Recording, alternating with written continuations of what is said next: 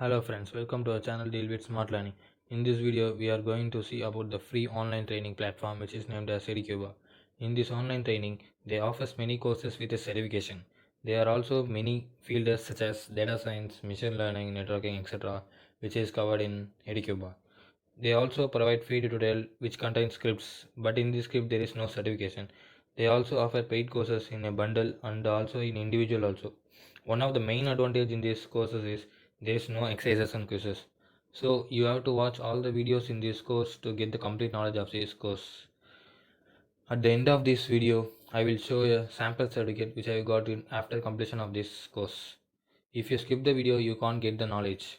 And another main thing is you can't do multiple courses by using the same account. So you have to use different account for different courses. But also there is another way to use the same account in multiple courses by deleting that particular account and also reusing it in another courses by enrolling it in. If you like this video, like and share this video to your friends. If you want further interesting videos, please leave it on the comment section. If you are not yet subscribed to our channel, subscribe to our channel Deal with Smart Learning, and also remember to click on the bell icon to get the regular videos of our channel. Today in this Educba platform, we are going to see one new interesting course. Let's move on to this video.